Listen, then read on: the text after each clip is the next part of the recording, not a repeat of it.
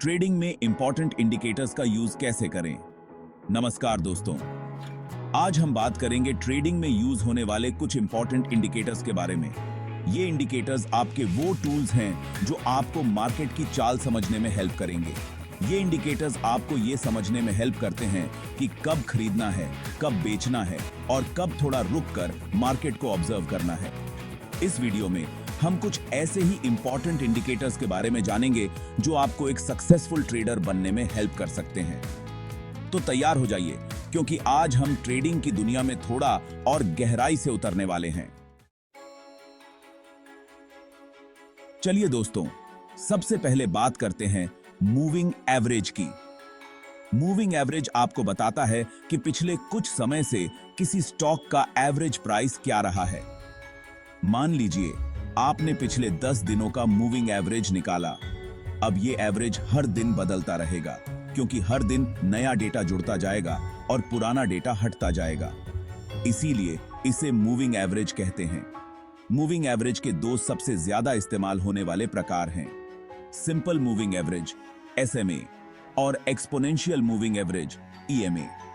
SMA में सभी दिनों के डेटा को बराबर महत्व दिया जाता है, जबकि EMA में हाल के दिनों के डेटा को ज्यादा महत्व दिया जाता है। मूविंग एवरेज का इस्तेमाल ट्रेंड को पहचानने के लिए किया जा सकता है। अगर स्टॉक प्राइस अपने मूविंग एवरेज से ऊपर जा रहा है तो यह एक अप ट्रेंड का संकेत हो सकता है। इसी तरह अगर स्टॉक प्राइस अपने मूविंग एवरेज से नीचे जा रहा है तो यह एक डाउन ट्रेंड का संकेत हो सकता है। आप मूविंग एवरेज का इस्तेमाल सपोर्ट और रेजिस्टेंस लेवल को पहचानने के लिए भी कर सकते हैं। याद रखें, कोई भी इंडिकेटर 100% सही नहीं होता है। मूविंग एवरेज का इस्तेमाल भी दूसरे इंडिकेटर्स के साथ मिलकर करना चाहिए, ताकि आप ज्यादा बेहतर ट्रेडिंग डिसीजंस ले सकें।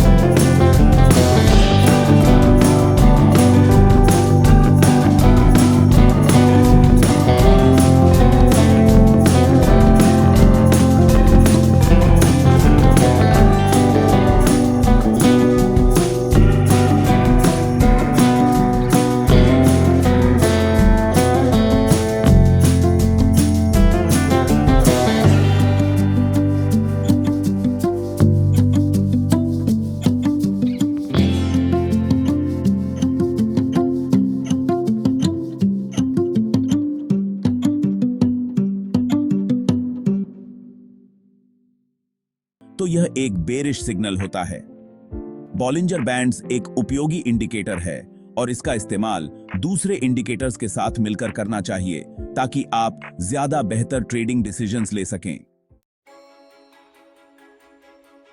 अब बात करते हैं स्टोकास्टिक ऑसिलेटर की, एक ऐसा इंडिकेटर जो आपको बताता है कि किसी स्टॉक की प्राइस उसकी हालिया ट्रेडिंग रेंज के मुकाबले किस लेवल पर है। आरएसआई की तरह यह भी एक ऑसिलेटर है और 0 से 100 के बीच घूमता है। स्टोकास्टिक ऑसिलेटर 2 लाइन से बना होता है, %K लाइन और %D लाइन। %K लाइन किसी स्टॉक की एग्जिस्टिंग प्राइस की तुलना उसकी पिछली ट्रेडिंग रेंज से करती है।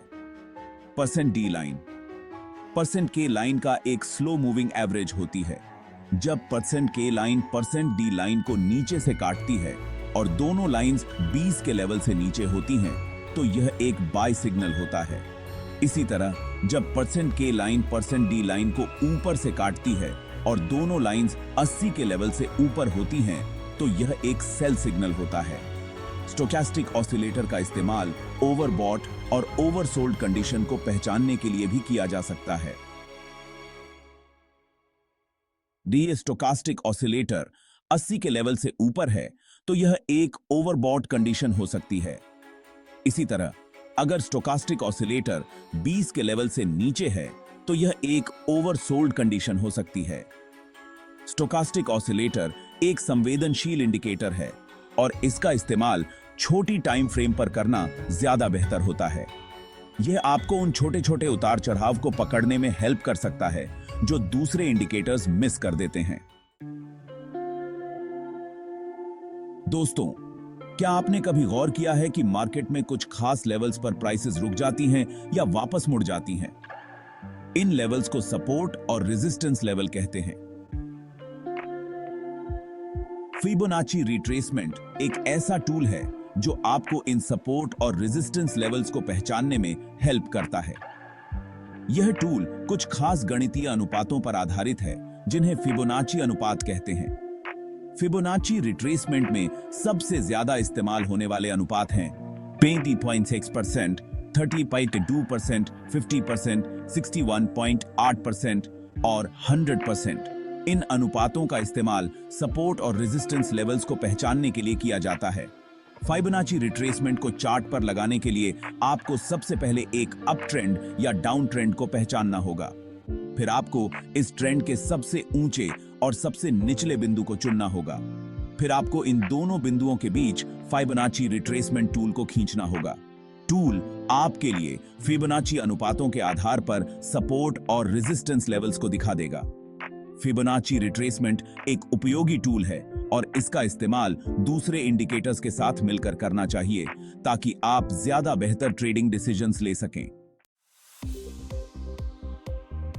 दोस्तों, ट्रेडिंग में सिर्फ प्राइसेस को देखना काफी नहीं है। आपको यह भी देखना होगा कि मार्केट में कितनी खरीद बिक्री हो रही है। इसे हम वॉल्यूम कहते हैं। वॉल्यूम आपको बताता है कि मार्केट में कितनी रुचि है और क्या ट्रेंड मजबूत है या कमजोर। वॉल्यूम को चार्ट के नीचे एक बार के रूप में दर्शाया जाता है। हर बार किसी स्टॉक का एक शेयर खरीदा या बेचा जाता है तो वॉल्यूम ब्याज जाता है। अगर वॉल्यूम ज्यादा है तो इसका मतलब है कि मार्केट में रुचि ज्यादा है और ट्रेंड मजबूत है। इसी तरह अगर वॉल्यूम कम है तो इसका मतलब है कि मार्केट में रुचि कम है और ट्रेंड कमजोर है। वॉल्यूम का इस्तेमाल दूसरे इंडिकेटर्स के साथ मिलकर करना चाहिए ताकि आप ज्यादा बेहतर ट्रेडिंग डिसीजंस ले सकें। उदाहरण के लिए, अगर प्राइसेस बीआईएच रही हैं और वॉल्यूम भी बीआईएच रहा है तो यह एक बुलिश सिग्नल होता है। इसी तरह अगर प्राइसेस गिर रही हैं और वॉल्यूम भी बीआईएच रहा है तो यह एक बेरिश सिग्नल होता है। लेकिन अगर प्राइसेस बीआईएच रही हैं और वॉल्यूम कम हो रहा है तो यह एक वीक सिग्नल होता है और यह संकेत हो सकता है कि ट्रेंड जल्द ही रिवर्स हो सकता है। तो दोस्तों, ये थे कुछ इंपॉर्टेंट इंडिकेटर्स जो ट्रेडिंग में यूज किए जाते हैं। याद रखें, कोई भी इंडिकेटर 100% सही नहीं होता है और आपको हमेशा अपना खुद का एनालिसिस करना चाहिए। इन इंडिकेटर्स का इस्तेमाल दूसरे टूल्स और स्ट्रेटजीज के साथ मिलकर करें ताकि आप ज्यादा बेहतर और सोच समझकर ट्रेडिंग डिसीजंस ले सकें। अगर आपको यह वीडियो पसंद आया हो तो इसे लाइक और शेयर जरूर करें और ऐसे ही और भी इंफॉर्मेटिव वीडियोस के लिए हमारे चैनल को सब्सक्राइब करना न भूलें। धन्यवाद।